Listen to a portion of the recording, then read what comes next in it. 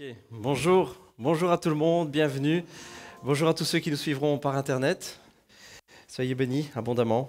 Continuons cette série que nous avons commencée il y a quelques semaines, cette série d'été.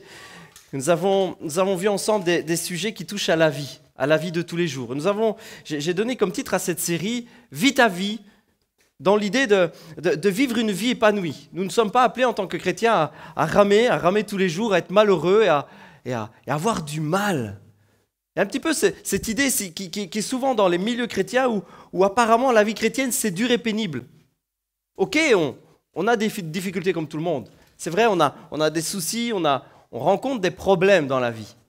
Mais la vie chrétienne est une vie épanouie, est une vie heureuse, est une vie extraordinaire. Nous sommes appelés à vivre, pas à survivre. Hein. Ce n'est pas le parcours du combattant. La vie chrétienne, c'est plutôt un parcours extraordinaire avec Jésus à ses côtés, avec Jésus à l'intérieur. Et le but de cette thématique, c'était de replacer Dieu au centre de nos vies. Dans tous les aspects de la vie, nous avons vu ensemble la famille, le couple, nous avons vu des tas de choses. Et je voudrais aborder avec vous un sujet aujourd'hui qui est un sujet un petit peu délicat parfois, qui est le thème des addictions. Vous savez, ce qui nous prend et qui ne nous lâche plus. Ah, je sais bien, dans beaucoup de milieux, on traite ce sujet comme, fais un effort et débarrasse-toi-en. Vous voyez un peu ce que je veux dire? Si tu es un homme, un vrai, si tu es un chrétien, un costaud, tu te débarrasses de ça, c'est tout, fais le grand. Oh man, bouge-toi un petit peu là. Te laisse pas faire, bats-toi, sois un fort, sois un violent, sois un costaud et défais-toi de ça. Ça, c'est mal comprendre ce qu'est une addiction. Excusez-moi de vous dire pardon, excusez-moi de vous demander pardon. C'est très mal comprendre ce qu'est une addiction. Je peux vous dire ça parce que j'ai vécu des addictions. Comme beaucoup de monde, j'ai vécu des addictions. C'est quelque chose qui vous prend et qui ne vous lâche plus. La définition de l'addiction, c'est une dépendance d'une personne à une substance ou une activité génératrice de plaisir. Jusque-là, fun. Dont elle ne peut plus se passer, en dépit de sa propre volonté. Définition à Larousse. Voilà ce qu'est une addiction. C'est quelque chose qu'on commence et qui génère en nous du plaisir, ou quelque chose qu'on goûte ou qu'on prend et qui génère en nous du plaisir. Et on commence cette activité où on goûte cette chose, cette substance, et ça génère du plaisir et c'est fun, c'est bon, ça fait du bien, ça aide à vivre, on se sent vivant, la vie est belle, on voit des éléphants roses, c'est génial. Et puis on se réveille un beau matin, on ne sait plus s'en débarrasser. C'est devenu plus fort que nous, c'est devenu maître de nous. Pierre va écrire dans une de ses lettres, va écrire une petite phrase qui passe tellement inaperçue parmi tant d'autres, parmi tant de lignes. Tout homme est esclave de ce qui a triomphé de lui. Voilà ce que dit Pierre. Tout homme est esclave de ce qui a triomphé de lui. Et le mot que vous avez à la place de « être esclave », c'est en fait un verbe, c'est « rendre esclave », c'est « doulo » en grec. Rendre esclave, réduire à l'esclavage. Et la racine du mot doulo, ça vient de déo. Et déo, ça veut dire lié, attaché, en prison, enveloppé, dans les chaînes. Excusez-moi, comment on peut traiter un sujet qui nous rend prisonniers en disant « défais-toi-en » ? Hey, man, fais un effort. Je sais pas moi. Ouais, saisis-toi un peu, ressaisis ta vie, prends-la en main. Wow, fais un effort. T'es prisonnier. Comment tu veux te défaire de quelque chose qui est plus fort que toi ? Comment tu veux et comment on peut traiter avec autant de légèreté, autant de facilité, comment peut-on rendre aussi coupable des gens qui sont prisonniers? Ils sont prisonniers, non? Ils sont en prison.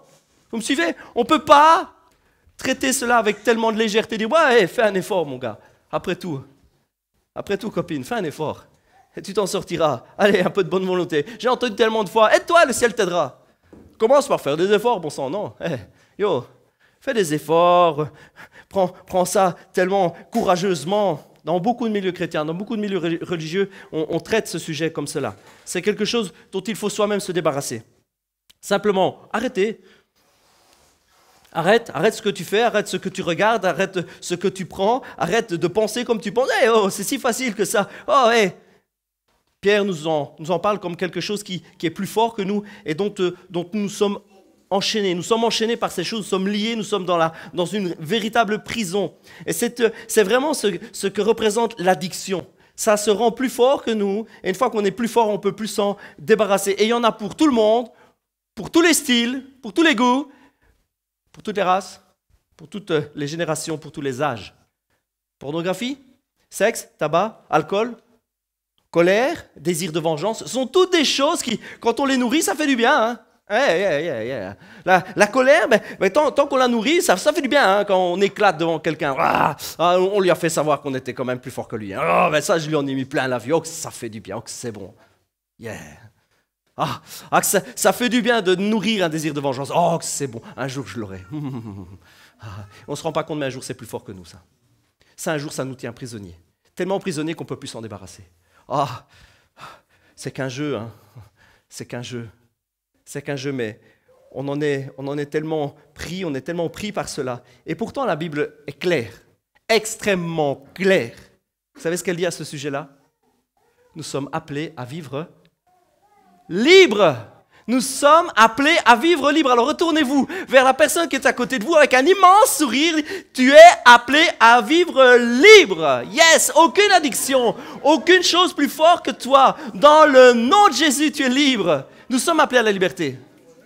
Nous sommes appelés à la liberté. Galates 5, le Christ nous a rendus libres pour que nous connaissions la vraie liberté. Voilà ce que dit la Bible.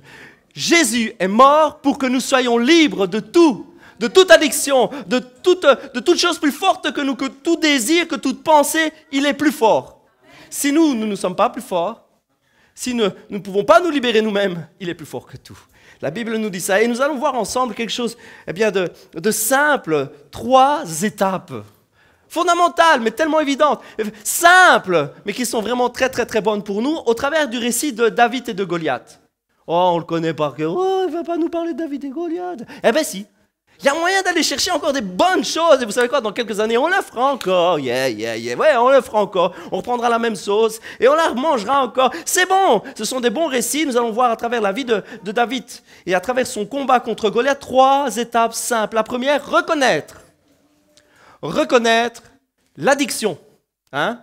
Dans David et Goliath, vous allez voir. Reconnaître son addiction, reconnaître sa dépendance, reconnaître que c'est plus fort que nous. Réaliser, point numéro 2, notre impuissance, notre incapacité. Je ne peux pas le faire moi-même. Et troisièmement, proclamer. Proclamer la liberté. Proclamer la délivrance. Beau petit menu, hein? Extraordinaire. Nous allons voir à travers le récit de David et de Goliath. Or, je vous lis, 1 Samuel 17.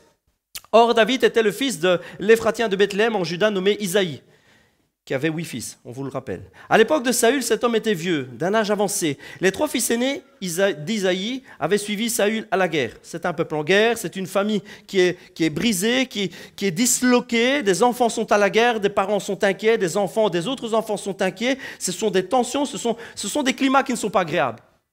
Une guerre. C'est une vraie guerre, hein, avec des morts, avec des gens qui se battent, avec des parents qui deviennent parents sans enfants, qui doivent enterrer des enfants, des plus petits enfants qui deviennent orphelins. Vous voyez, la guerre, la vraie. C'est un climat horrible. Et dans ce climat, la Bible nous dit que le Père va envoyer David voir ceux qui sont au champ de bataille. Tu verras tes frères, tu verras s'ils se portent bien. Voilà ce que demande le papa à David, le jeune. Ses frères sont à la guerre, c'est un climat difficile, ils sont séparés depuis des jours et des jours, ils sont sous tension, tout le monde est nerveux, il y a des familles qui pleurent, il y a des parents qui pleurent, il y a des enfants qui pleurent, il y a un pays qui est au bord de la catastrophe. Et dans ce climat-là, il dit, va vers tes frères, va voir comment ils se portent. Et tu m'en apporteras une preuve de leur part, une preuve de ce qu'ils se portent bien ou pas. Ils sont avec Saül et tous les hommes d'Israël dans la vallée d'Éla. Ils font la guerre aux Philistins. David, un bon petit gars, se leva de bon matin. Il laissa les brebis au gardien, parce qu'il était gardien, il était gardien de biquette, prit ses affaires et partit, comme Isaïe le lui avait demandé, son père. Ça, c'est le début de l'histoire. On a une famille sous tension. On a un enfant, un jeune, qui est complètement déboussolé par rapport à tout cela. Ses frères sont à la guerre, son père lui dit, va prendre des nouvelles d'eux. Ça fait des jours qu'on n'a pas de nouvelles, je suis inquiet. Il faut comprendre que le climat a de l'importance. Le climat est important, c'est pas favorable. C'est pas un climat qui est agréable, c'est pas un climat qui est favorable, c'est pas le milieu le meilleur pour avoir une vie épanouie. Hein. Mettez-vous un peu dans les baskets de David à ce moment-là. C'est pas le meilleur des moments de sa vie. Et le papa l'envoie. Et David, quand il arrive, je vous épargne tous les versets, mais David, quand il arrive, il va entendre les cris de guerre. Il va entendre les uns et les autres s'encourager. On est les plus forts, on est les plus forts, on va gagner. Il entend les cris, il entend les encouragements des uns et des autres, il entend une armée contre une armée, il entend des batailles. Et David va confier ses affaires, inquiet pour ses frères. Il va confier ses affaires, il va filer devant. Il arrive là tout près, il dit, où sont mes frangins? Je veux des nouvelles de mes frangins, je veux que mon père soit tranquille et tranquillisé. Quel bon cœur il a. Il risque sa peau, hein. C'est pas qu'il arrive et puis, excusez-moi, arrêtez de vous tirer dessus, j'aimerais bien prendre des nouvelles de mes frangins. Ah, salut, comment tu vas, tonton? On peut prendre un selfie, ce sera la preuve pour papa. Tu vas bien, tu vas bien. Allez, salut, je vous laisse. Vous reprenez vos affaires, hein. Vous m'avez pas vu.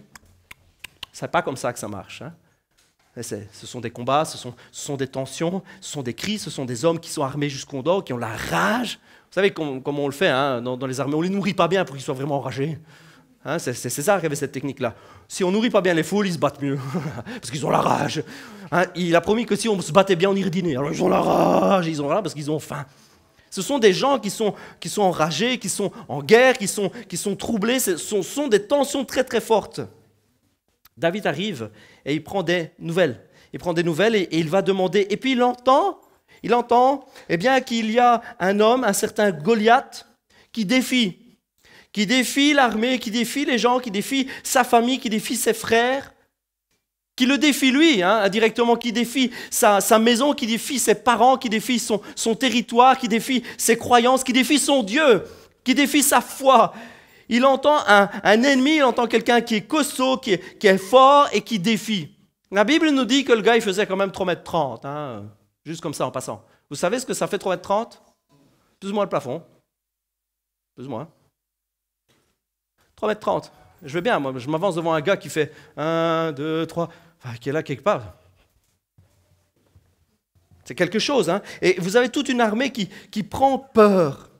Qui prend peur. À la première journée, je suis sûr, ils se sont dit, bon, on va se lever demain matin, ça ira mieux. La première journée, hein, on va faire comme si de rien ne s'était passé. Le Goliath, il lance un défi.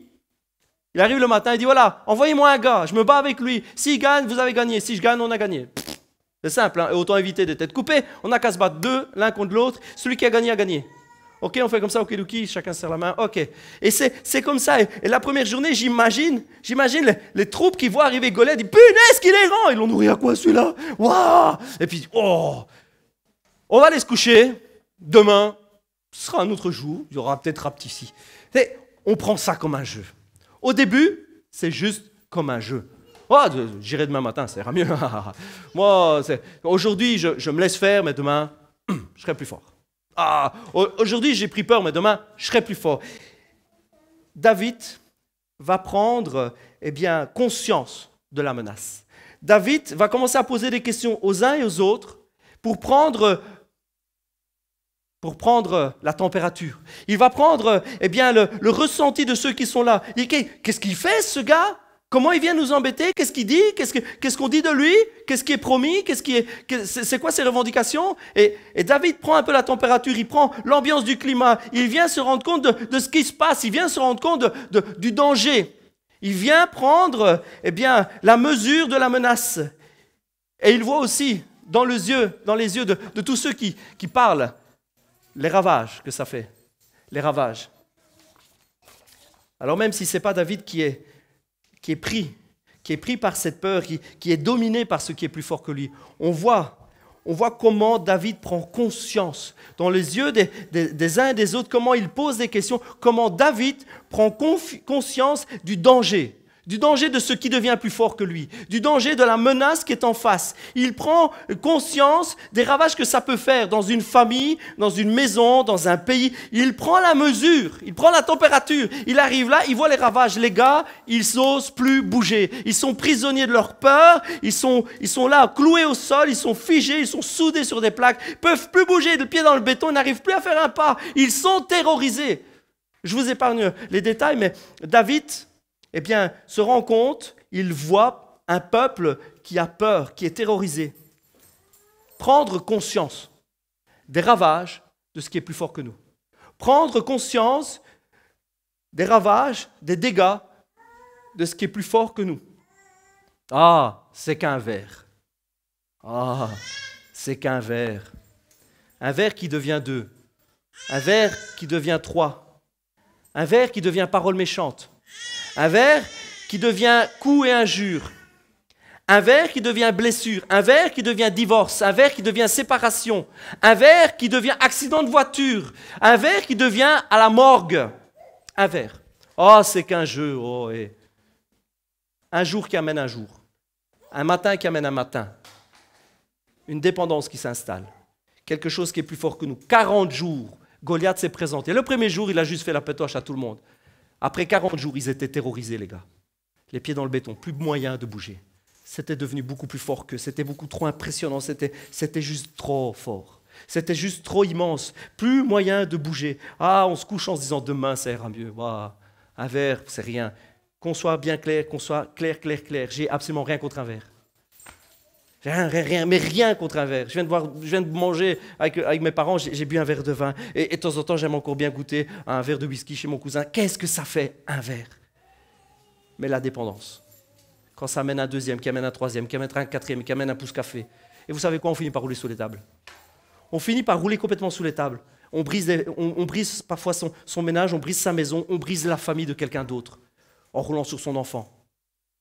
En roulant sur ses parents. On brise. Ah, et on se lève en se disant demain ça ira mieux, demain je serai plus fort. On se lève en se disant demain j'aurai battu ça, demain je serai I'm strong. Costaud le garçon. Est-ce que tu sais encore passer un moment de détente sans verre? Ça c'est la question. Est-ce que tu sais encore passer un moment de détente sans boire? J'ai rien contre le fait de boire un verre et de se délasser, de prendre du temps avec ses amis, avec sa famille, j'ai rien du tout. Mais la dépendance. Oh, c'est qu'une photo, hein, oui. C'est qu'une jeune fille en bikini, hein. On a le droit de regarder. Ah, c'est qu'une photo. Ah, cette fois-ci, elle n'a pas de bikini. Oh. Puis une photo qui amène une photo. Une photo qui amène une vidéo. Une dépendance qui s'installe. Et on se lève un matin qu'on est accro, on ne sait plus s'en défaire. Fini. C'est bien plus trop grand, c'est bien trop fort, c'est un géant qui se lève tous les matins, c'est 40 jours de frustration, c'est 40 jours d'un truc immense devant nous qu'on ne sait plus se défaire, une prison dans laquelle on est rentré. Une vie brisée. Oh, c'est qu'un sourire, un bon sang, on va pas faire un fromage avec ça, hein. C'est qu'une amitié de travail, hein. Oh, hey. Un sourire qui amène une discussion qui amène un moment intime. Une intimité qui s'installe et qui perdure, une intimité qui arrive et qui grandit. Ça devient un petit baiser, mais un petit baiser volé. Il n'y a rien de mal à ça quand même. Hein. Ça mène quoi? Une petite chose, un petit sourire qui devient désir. Un désir qui devient action, un ménage qui est brisé, une vie qui est foutue, des enfants qui sont foutus. Oh, c'est qu'un jeu. C'est qu'un jeu. Une addiction qui s'installe, mais c'est qu'un jeu, c'est juste quelque chose pour le plaisir, c'est rien, il n'y a rien avec ça. Et on est prisonnier. David prend conscience en allant sur le champ de bataille, en parlant aux gens, il voit la terreur dans les yeux de ses copains, dans les yeux de ses frères. Il voit la terreur dans les yeux de ceux de sa famille. Il voit la terreur qu'inspire quelque chose qui est plus fort, quelque chose qui est immense, une montagne de muscles. Il voit la terreur, il prend conscience. Il dit, wow, ça ne peut pas durer. Voilà ce que prend conscience. Voilà ce que David prend conscience. Ça ne peut pas durer. Prendre conscience ne veut pas dire abandonner. Prendre conscience ne veut pas dire baisser les bras. Prendre conscience ne veut pas dire, eh bien, tant pis, c'est foutu. Prendre conscience, ça veut dire, je ne veux pas que ça continue. Je ne veux pas que ça continue. Oui, prendre conscience, mais réaliser notre impuissance. Réaliser notre impuissance ne veut pas dire, je fais un trou, je me mets dedans, je suis capable de rien, j'y arriverai jamais. Réaliser son impuissance ne veut pas dire « je ne le mérite pas, c'est pas pour moi ». C'est pas pour moi, je ne le mérite pas, Dieu m'aidera jamais, j'arriverai jamais à m'en sortir. Dieu veut bénir, Dieu veut aider. Et David le sait. Et si David réalise son impuissance, ce n'est pas pour laisser tomber, c'est pour déplacer son impuissance sur la puissance de Dieu. Vous comprenez ce que je veux dire? Le fait, c'est pas de rester calé sur son impuissance. Ok, mon impuissance, c'est un fait, c'est une chose acquise. Ok. Et puis après, il dit, si je suis impuissant, On va regarder la puissance de Dieu. Il va juste déplacer le truc. Et alors que David dit, ben, moi je vais aller me battre. Moi je ne veux pas de ce truc-là chez moi. Je ne veux pas de cette montagne de muscles chez moi, dans ma famille, dans ma maison. Je ne veux pas de cette addiction, je ne veux pas de cette peur, je ne veux pas de cette crainte, je ne veux pas de cet alcool, je ne veux pas de ce tabac, je ne veux pas de ce sexe. Je ne veux rien chez moi. Je veux une vie, je veux une vie heureuse. Je veux que le Seigneur bénisse ma maison. Il ne la bénit pas en rapport à notre obéissance, hein, comprenez-moi bien. Ce n'est pas parce qu'on est des bons petits chrétiens que Dieu nous bénit, ce n'est pas ça que je suis en train de vous dire. Hein. Mais je veux vivre la vie pleine, entière, heureuse que Dieu a pour moi. Je veux vivre ça, je veux vivre avec lui. Et je n'ai pas envie de rencontrer des Goliaths sur mon chemin, je n'ai pas envie de voir un gars qui fait 3,30 m de haut me mettre des claques tous les matins en disant « T'as peur, hein? T'as peur, t'es foutu, hein ?» Je ne veux pas vivre ça, je veux que ça s'arrête. Et David dit « Moi j'irai me battre. » Et il va les trouver, on va aller dire au roi, on va dire, il y a un petit gars ici, un petit blondinet, on ne sait même pas d'où il vient, il veut se battre. Il est un ch'ti taré, hein. Et un petit peu, le gars il a dû se prendre un poteau en venant, il courait tellement vite, il n'a pas regardé, il s'est pris un arbre, et il est revenu, il avait une bosse comme ça. Non, il a les idées bien claires, il a sa tête, il comprend bien, et il dit, mais moi je vais aller me battre parce qu'on ne va pas laisser un Goliath nous miner la soirée. On ne va pas laisser un Goliath nous pourrir notre avenir. On ne va pas laisser ça dans nos pattes. Moi, je n'en veux pas de ce Goliath. Je ne veux pas de cette montagne de muscles. Je veux que tout le monde soit libre. Alléluia. Je veux me battre. Il dit, ok. Alors, il faut quand même que tu mettes une armure, Coco. Tu ne vas pas aller comme ça. Et le roi va lui filer son armure.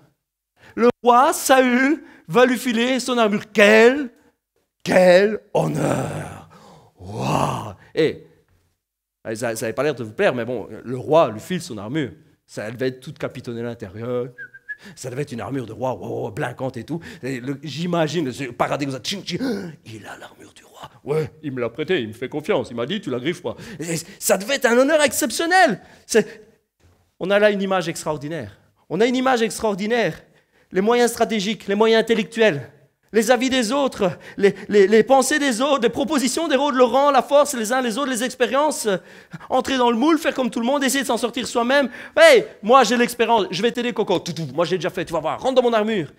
On a une image extraordinaire. Il serait tenté de le faire par ses forces, avec l'aide d'un ou d'un autre. Il serait tenté par des moyens humains, par des forces, par des moyens stratégiques, des moyens intellectuels. Il serait tenté de vouloir le faire lui-même. Mais il faut qu'il réalise, et il va le réaliser, et il faut que nous réalisions que ce n'est pas par nos propres forces. Ce n'est pas de nous-mêmes. Ce n'est pas possible nous-mêmes. Et David, je ne lis pas tout, mais David va essayer de faire un pas ou deux, il va dire, oh, c'est beaucoup trop lourd. J'arriverai pas avec ça. Moi, je vais y aller, vous savez quoi, avec l'Éternel. Je l'ai dans mes poches, c'est bon, je vais aller me battre, je vais y aller au nom de l'Éternel. Et vous savez quoi? Il dit au roi, je me suis déjà battu contre un ours, contre un lion. Bon, ben on les met l'un au-dessus de l'autre et ça fait Goliath, hein, c'est bon. On a plus ou moins 30 de haut, on met le lion sur l'ours ou l'ours sur le lion et ça va faire l'affaire. Moi, je me suis déjà battu parce que j'y suis allé, non pas par mes forces, mais j'y suis allé parce que l'Éternel m'a aidé. J'y suis allé parce que j'y suis allé en son nom. Waouh! On a David qui prend conscience de son impuissance, mais qui déplace son impuissance sur la puissance de Dieu. Le courage seul ne suffit pas, vous savez. Le courage seul ne suffit pas. Il faut du courage, il faut ces déclencheurs, ces détonateurs, c'est nécessaire, ces catalyseurs, ça pousse, mais ce n'est pas suffisant. Il faut mettre notre foi, il faut mettre notre impuissance sur une puissance bien plus supérieure. On ne peut pas soi-même se défaire de quelque chose qui est plus fort que nous. C'est physiquement, impossible. C'est physiquement impossible. On ne peut pas se défaire de quelque chose qui est déjà plus fort que nous. Il est déjà plus fort que nous, hein. Il est déjà plus fort. Et qu'est-ce que tu veux faire de plus? Faire des efforts? Il est déjà, j'insiste, hein. Excusez-moi d'insister, il est déjà plus fort. Zacharie 4, un passage qui nous parle, qui traverse les époques et le temps, qui retentit jusqu'à nous. C'est Dieu qui parle à un peuple. Voici le message que l'Éternel adresse à Zorobabel. C'est dans Zacharie.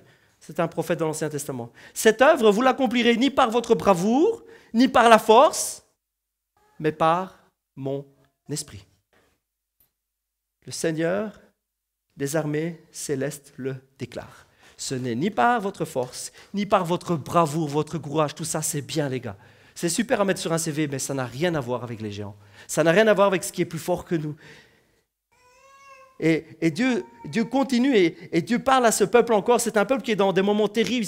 Ils sont en pleine désolation, ils sont battus, ils ont été exilés, etc. Tout est en destruction. Ils essayent de rebâtir des choses, de recommencer. Et l'Éternel leur dit, écoutez les gars, c'est bien, vous avez du courage, vous avez des bonnes envies, c'est extraordinaire, allez-y, allez-y. Mais allez-y par mon esprit.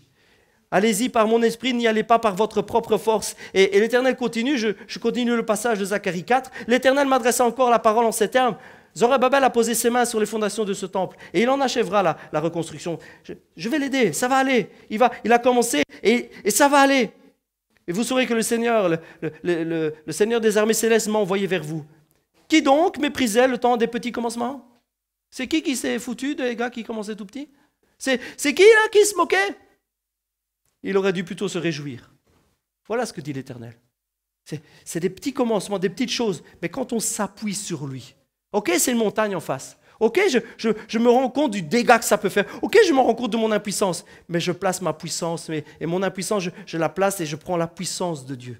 Je me confie en lui. Et les petits pas, les petits commencements, les petits pas qui se font, amènent de grandes victoires. Et par la force de l'Éternel, et par l'aide du Saint-Esprit, et alors que les choses se mettent doucement en place, alors qu'on fait des petits pas vers une guérison, vers une délivrance, l'Éternel agit.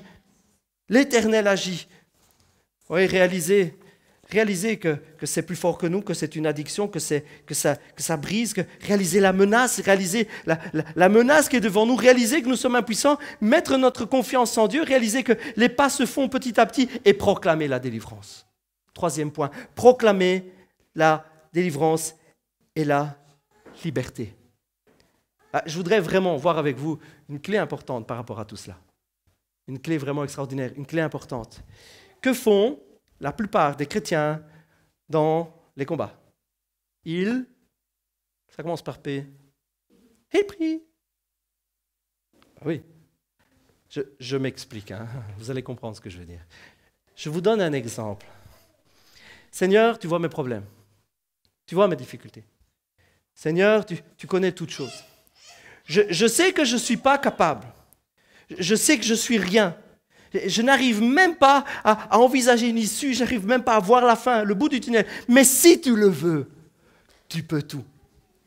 Je te demande d'agir, de mettre ta main. Mais Seigneur, avant tout, que ta volonté soit faite et non pas la mienne. Et là, tout le monde dit en chœur, Amen. Non? Excusez-moi de vous demander pardon, mais ce n'est pas du tout comme ça qu'il faut faire. Je vais vous le dire avec vraiment beaucoup d'amour et avec beaucoup de modestie, parce que croyez-moi, on a dû faire du chemin. J'ai dû faire beaucoup de chemin. Ce n'est pas du tout la manière de faire. Commencer en disant « Je ne suis rien, je ne suis pas digne », c'est faire un trou, se mettre dedans. Je suis indigne, je n'arriverai jamais à rien. Prendre conscience ne veut pas dire se rabaisser tout le temps. Si on prend conscience qu'on n'est pas digne, l'idée, ce n'est pas de rester dans le fond du trou, ce n'est pas de rester dans cette prise de conscience. Ah, je ne suis pas digne, et le dire au Seigneur tout le temps et tout le temps. Non, l'idée, c'est de dire, Seigneur, si je ne le suis pas, tu l'es. Tu es digne, tu es fort. Reconnaître son impuissance, ce n'est pas toujours se rabaisser. Ce qu'a communiqué la religion pendant tant d'années, ce qu'ont communiqué les leaders, les responsables, c'est repentance, c'est se mettre à genoux, marcher, se faire du mal et se fouetter le dos. Si vous avez un martifouette en poche, c'est le moment de le sortir. Et je claque et je me fais mal au dos. Et je claque, oh, je suis pas digne, oh, je suis pas digne. Le mot repentance dans le grec, j'aime le dire et le redire et je le redirai encore. Le mot repentance dans le grec, c'est une prise de conscience, c'est un changement de mentalité profond et intime. C'est un changement d'angle, de prise de vue, de perspective, c'est un changement d'état d'esprit, un changement de cœur. Voilà ce qu'est la repentance. Bien sûr, ça passe par le fait de reconnaître qu'on n'est rien, mais ce n'est pas rester dans cet état-là. Ça, c'est pas la repentance. La repentance, c'est pas rester en disant je suis rien, on est au fond du trou, et tu lèves pas la tête, et tu regardes pas Dieu, tu regardes pas sa foi, tu regardes pas sa puissance, tu iras nulle part. Évidemment, ça passe par un moment de ok, waouh, punaise, je suis comme ça. Seigneur, ton esprit me montre que je suis comme ça. Waouh!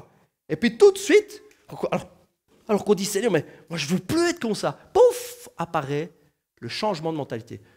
La prise de conscience, Le commencement de la repentance, c'est « Seigneur, je suis comme ça encore ». Et puis, pong, arrive la vraie repentance qui est « Mais Seigneur, je ne veux plus, moi ».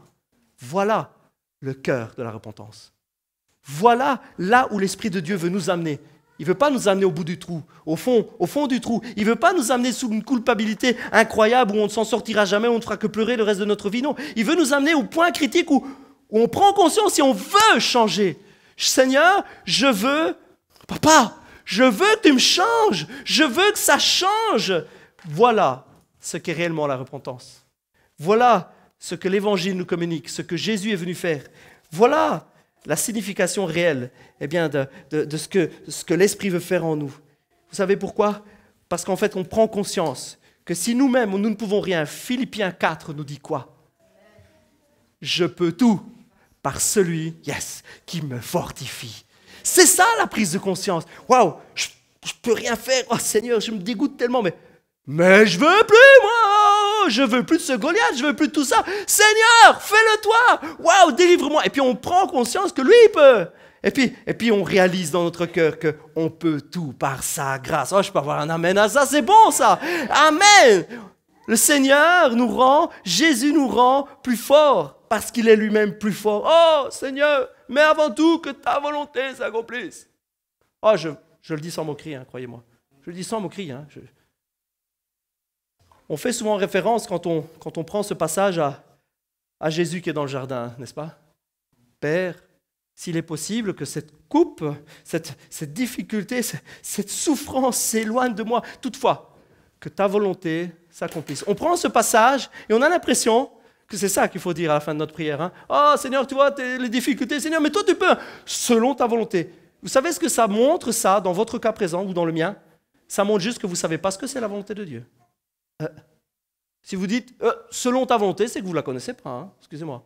Vous voyez ce que je veux dire? Vous me regardez tous bizarre, mais si vous dites que ta volonté, c'est-à-dire que vous ne la connaissez pas. La volonté de Dieu, excusez-moi, mais par rapport à vos dépendances, c'est de vous libérer. C'est aussi simple que ça. La volonté de Dieu, dans ces cas-là, c'est vous rendre libre. Christ nous a rendus libres pour que nous connaissions la vraie liberté. Je vous le répète, Galates 5, c'est ça sa volonté. Mais alors qu'est-ce que voulait dire Jésus, entre parenthèses? Qu'est-ce que voulait dire Jésus dans ce passage, à ce moment précis? Jésus est en train de vivre un moment que nous ne pourrions pas, nous en tant qu'êtres humains, supporter. Il est à l'extrémité physique, psychologique. Il est acculé comme personne jamais sur terre ne le saura, ne le sera et ne pourra même l'être. Et alors qu'il prie, c'est pas qu'il donne à Dieu le choix en disant « Ah, que ta volonté s'accomplisse, ou alors tu me libères, ou alors j'y vais jusqu'au bout, mais que ta volonté s'accomplisse. » Comme nous, on prierait en disant « Seigneur, que ta volonté, parce que je ne la connais pas. » Est-ce que vous croyez qu'à ce moment-là, Jésus ne connaît pas la volonté parfaite du Père? Et lui-même ne la connaît pas parfaitement. Il est venu pour ça. Il est venu pour aller jusqu'au bout. Il est venu pour donner sa vie. Il est venu, la Bible nous dit que Jésus est venu accomplir la volonté du Père. Il est venu pour accomplir sa volonté. Voici, je viens pour accomplir ta volonté. Voilà ce que nous dit la Bible. Je suis venu accomplir ta volonté. Qu'est-ce que Jésus est en train de dire? Il dit, oui, là, si je m'écoutais, si j'écoutais mon corps, si j'écoutais mon cœur, si je m'écoutais, je voudrais tellement que ça se... Mais il ne donne pas le choix à Dieu. Il dit, non, que ta volonté s'accomplisse. Parce que, on est venu pour ça. Je suis venu pour ça. Il n'est pas en train de dire, si jamais, si c'était possible, on aurait fait autrement. Voilà ce que Jésus est en train de dire. Si c'était possible, on aurait fait autrement. Mais il dit directement après, mais que ta volonté s'accomplisse, parce que je suis venu pour ça. C'est une déclaration de foi, mais extraordinaire. Moi, je lis ça, je ne me dis pas, oh Jésus, là quand même, pas top, Là, sur le coup, il peut mieux faire, Il est là au bout, et puis maintenant, il laisse tomber. Tu parles qu'il laisse tomber. Il est là au bout, et puis il dit, mais si ça avait été possible autrement, mais je suis pas venu pour que ce soit autrement. Il dit, mais c'est tellement pressant sur lui que ça lui arrache des paroles. Si ça avait été possible autrement, mais que ta volonté, je suis venu pour ça. La volonté de Dieu à notre égard, c'est que nous soyons libres. C'est que nous soyons libérés. Ça, c'est la volonté de Dieu. Et puis, vous savez, finalement, expliquer à Dieu ce qu'il sait déjà. Oh, Seigneur, tu vois mes problèmes. Seigneur, tu vois mes difficultés. Excusez-moi, ça ne sert absolument à rien. Je sais que je vais peut-être choquer l'un ou l'autre, mais ça ne sert absolument à rien. On va dire, mais la Bible nous dit que Dieu connaît nos besoins, mais qu'il aime à ce que nous lui... Oui. Il connaît nos besoins et il aime à ce que nous lui disions, nous lui partagions. Ça ne veut pas dire tu vois tous mes problèmes. C'est pas ça votre besoin. Hein? Oh, votre besoin, c'est la délivrance. Le besoin, c'est pas, j'explique à Seigneur que j'ai ça. On peut déverser son cœur. On peut déverser son cœur devant Dieu. Et je ne vais pas vous dire que c'est mauvais. Vous pouvez déverser votre cœur et dire, Seigneur, tu vois là tout ce qu'il y a, je te le dépose. Et plutôt que lui faire la liste de ce qu'il voit, c'est décharger votre cœur. Seigneur, je te mets à tes pieds. Je dépose mes angoisses. Il le sait. Et il aime à ce que vous veniez déposer. C'est pas faire la liste de ce qu'il sait déjà. C'est une action, je viens déposer, je viens relâcher, je viens mettre à ses pieds. Ce n'est pas qu'on apprend à Dieu les choses qu'il sait déjà et venir dire, ah oui, mais Seigneur aime à ce que nous lui fassions part de tous nos besoins. C'est venir lui dire, Seigneur, je veux ta délivrance. Voilà ce que c'est. Seigneur, il sait ce qu'on a besoin. On a besoin de délivrance. Seigneur, je veux ta délivrance. Ça, il aime l'entendre. Hein. Je peux vous dire que ça, Dieu aime l'entendre. Dieu aime entendre que nous venions lui dire, Seigneur, je veux que tu me délivres. Ben oui, il voit dans nos yeux, il voit dans notre cœur le désir de changer, une vraie repentance. Et ça le réjouit. Yes. Seigneur, je veux être quitte de ça. Rancœur là, j'en veux plus, débarrasse-moi-en. Seigneur, merci parce que toi, tu es plus fort. Oui, il aime à ce que nous lui faisions part de tous nos désirs, de tous nos problèmes, de toutes nos misères, dans le sens où délivre-moi-en. Seigneur, libère-moi-en. Et je vous propose vraiment, plutôt que de faire la liste à Dieu de tous vos problèmes, faites l'inverse. Ne dites pas à Dieu vos problèmes. Dites à votre problème, qui est Dieu. Faites-le. Ne dites pas à Dieu quel est votre problème. Dites à votre problème qui est votre Dieu. Hé, Goliath. Il faut qu'on discute. Goliath. Et plus il s'avance, plus le problème est grand. Hein. Vous avez remarqué? Il est loin, il est petit. Hein. Et il s'avance, le gars il fait wow, il est grand. De loin, il faisait plus petit. Ah, 3,30 m quand même. Oh putain, c'est grand. Hé, il faut qu'on cause. Vous croyez que j'imagine beaucoup? Vous croyez que j'invente? Que nous dit la Bible? Qu'est-ce que va dire David à Goliath? Moi, je viens avec le big boss. Hey, en langage d'aujourd'hui, c'est hey, Goliath! Excuse-moi. Tu es genre dans de graves problèmes. Je suis son enfant. Son, S-O-N. Goliath, il n'est pas du genre à laisser ses enfants dans l'embrouille. Alors en fait, mes problèmes, excuse-moi de te dire, ce sont ses problèmes. Tu t'attaques à moi, tu t'attaques à lui. Tu veux te battre avec moi, tu veux te battre avec lui. Yo! Goliath, 3,30 m, c'est pas mal, mais c'est quand même le Dieu de l'univers. C'est quand même pas rien. Parlez à vos problèmes de votre Dieu. Et la dépression, ici, c'est plus ta zone. Ce cœur-là, cette zone-là, ce terrain-là, il est à Dieu. Je lui ai donné ma vie, Jésus règne dans ma maison. Et quoi, tu dégages, tu restes pas chez moi. Et oh, débarrasse le plancher. Et oh, la maladie. Et oh, l'addiction. Et oh, ce désir de pornographie, ce sexe. Oh, ce tabac ou quoi. Oui, je sais que ça va être des combats personnels où on va essayer de se le faire soi-même. Non, proclame la délivrance. Tu dis à ton addiction, écoute, on a un problème, toi et moi, mais ça devient son problème. Tu vois, j'ai envie de fumer, j'ai envie de boire, c'est plus fort que moi. Et tu sais quoi? Maintenant, c'est le sien. Il va me rendre vainqueur. Il va te mettre un coup de pied au derrière, tu vas le sentir passer. Parlez à vos problèmes de votre Dieu, de votre foi. Je voudrais terminer avec un simple appel, pendant que l'équipe de louange peut s'approcher. Ce n'est pas parce que je veux traiter ce problème avec détente, avec sourire, avec bonheur, que je minimise ce qu'est une addiction. J'ai moi-même été accro à la pornographie pendant un moment. Je sais ce que c'est. Enfant de chrétien né dans l'église, hein. Okay? Je savais ce que je faisais. Okay? Je savais ce que je suis allé voir. Mais on commence par une photo de bikini, on commence par juste ce qu'on appelle les babes. On commence juste avec la babe du jour. Bah, elle est habillée. Hein. Ouais, il n'y a rien avec ça. Hein. C'est juste une jolie fille. Hein. Vous savez, on dit c'est comme les belles voitures. Hein.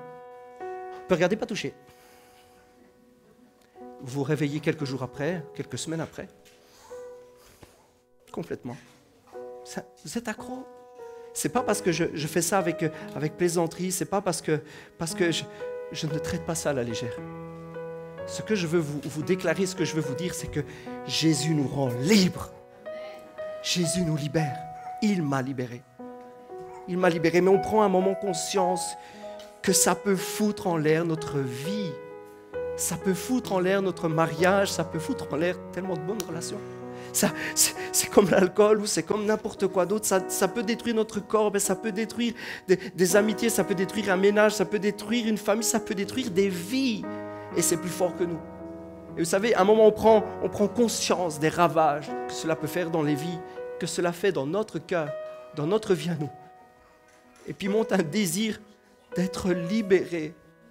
D'être libéré. Dis, Seigneur, je ne veux plus ça. Seigneur, je veux vivre libre. Tu m'as appelé à vivre libre. Tu m'as appelé à marcher. Tu m'as appelé à marcher libre, Seigneur. Je suis ton enfant quand même. Et puis on commence à se bagarrer avec son addiction. Tu sais quoi? Tu as le big boss sur le dos maintenant. Ça va chauffer pour tes fesses. Hein. Ça va chauffer pour toi parce que il est sur le coup et il n'est pas du genre à laisser ses enfants dans la panade. Et on fait des pas de foi. On dit, Seigneur, tu m'en délivres. Et maintenant, j'ordonne à ce qui est en moi d'être changé par ton Saint-Esprit. Tu me libères, tu m'en débarrasses, tu m'en défais. Un matin amène un matin. Et un matin, on est libre. Un matin, on est libre. Il y a un moment où on est tellement libre que c'est quelque chose on s'étonne de l'avoir fait. Vous voyez ce que c'est? Vous comprenez ce que je veux dire? Il y a un moment où on est tellement libre qu'on se demande, comment j'ai pu faire ça? Comment j'ai pu tomber là-dedans? C'est même plus que ça ne m'attire pas, c'est que je ne comprends même pas. On va prier ensemble. Merci Seigneur Jésus. Merci Jésus, merci Papa. Merci pour ta grâce. Merci Papa, merci parce que Seigneur, tu connais nos cœurs, tu connais nos cœurs, ils sont là devant toi. Seigneur Jésus, merci parce que je sais que ce message parle à quelqu'un ou à quelques-uns, ou que ce soit dans cette salle ou que ce soit à travers le message qui sera regardé. Seigneur, merci Jésus parce que tu nous appelles à vivre libre. Tu nous appelles à être libre, définitivement libre. Seigneur, merci parce que tu touches maintenant, tu fortifies maintenant, tu relèves maintenant, tu donnes ta paix. Tu donnes ta paix parce que, Seigneur, c'est toi qui nous délivres. Ah, tu t'es peut-être battu, pendant des années contre quelque chose. Ah, tu voulais t'en défaire, tu voulais être libre de cela. Je t'appelle et je t'invite à déposer les armes, à ne pas essayer par toi-même, à simplement déposer ton cœur. Tu vois les ravages, tu vois les dégâts, dans ton cœur, tu vois ce que ça fait, tu vois ce que ça fait autour de toi.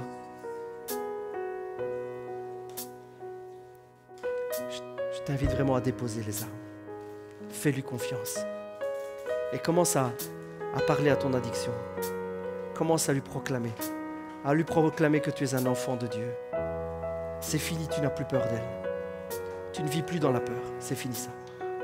Maintenant, ça va changer. C'est peut-être une montagne de muscles, c'est peut-être une montagne devant toi, c'est peut-être un énorme géant. Mais commence à lui dire, je suis un enfant de Dieu. Et copain, t'es dans les ennuis. T'es grave dans les problèmes. Parce que je suis un enfant de Dieu. Je ne veux plus vivre dans la peur, je suis libre. Et c'est mon Père, c'est Papa qui se charge de me délivrer. Commence à parler à ton addiction, commence à lui dire, je suis libre de toi, tu n'as plus de force sur moi, tu n'as plus de pouvoir sur moi. Je suis libre parce que Papa me rend libre, parce que mon Dieu me rend libre, parce que le Saint-Esprit me libère. Nous allons chanter ensemble un chant qui dit, je n'ai plus peur de la peur, je ne vis plus dans la peur, je ne suis plus esclave de la peur, parce que je suis enfant de Dieu. Nous allons le chanter ensemble et alors que nous le chantons, eh bien, dépose ce que ton cœur retient, ce qui est plus fort que toi, dépose-le et déclare-le. Je ne veux plus et je ne suis plus esclave. Je n'ai plus peur. Je n'ai plus peur de ce géant qui se dresse devant moi parce qu'aujourd'hui, je place ma confiance en Dieu. Je suis son enfant, il est mon Père et il me rend libre dans le nom de Jésus.